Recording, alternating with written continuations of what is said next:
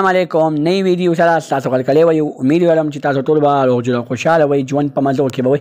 دوستانو مینوالو سوات کې ډېره زیاته افسوسناکه دردناکه واقعه رامخې ته شوې وه چې څلور ماشومان خپل پلار په چاړه باندې حلال کړي، ډېر زیات په بېدردۍ سره یې قتل کړي د دویم واده لپاره.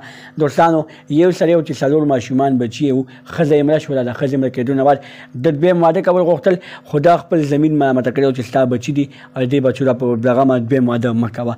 دا په دغه غم کې راپاڅېد او چارې راواخېسته، خپل څلور ماشومان بچي حلال کړل او د دویم واده لپاره یې داسې کار وکړو.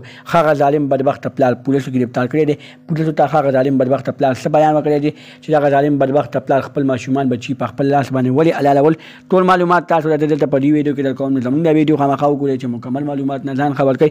دغه رنګې نورو معلوماتي ویډیوګانو لپاره زموږ خبر میډیا چینل سبسکرایب کړئ. نشان خامخا وخې زموږ خر یواني معلوماتي ویډیو تاسو ته په اسانۍ سره ملاویږي. اخره زمانه اخري کارونه.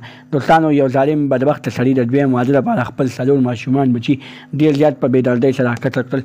څلور ماشومان بچي چې یو کال، دوه کال، درې کاله، څلور کاله عمر لري، هغه څلور ونه ډېر زیات په بد حال باندې قتل کړل. دوستانو ښځې په څه کې مړه شوه، ښځې په بچو کې مړه شوله.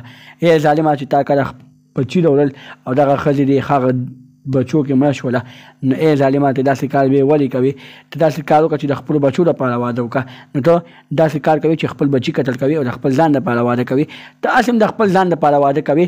صحیح د واده وکړه، د خپل بچو حفاظت پر هم کېږي، ستا حفاظت پر هم کېږي، ستا خیال به هم ساتي، د بچو خیال به هم ساتي. خو ته خپل بچو ته سوچ نه کوې، ته خپل ځان ته سوچ کوې. ته خپل بچو زندګۍ ته نه ګورې، خپل زندګۍ ته ګورې. هغه خپل بچي دې ولې قتل کول؟ ظالمه پولیسو ګرفتار کړی دی. موږ پولیسو ته دا درخواست کوو چې دغه ظالم بدبخته دی ښه بدترینه سزا میلو شي، ځکه چې دغه ظالم بدبخته ډېر زیات غلط کار کړی دی، ډېره زیات ناروی کړې ده. دغه رنګې نورو معلوماتي ویډیوګانو لپاره زموږ خبر میډیا چینل سبسکرایب کړئ. نشان څخه مخه وخې زموږ خلیواني معلوماتي ویډیو تاسو ته په اسانۍ سره ملاویږي. والسلام.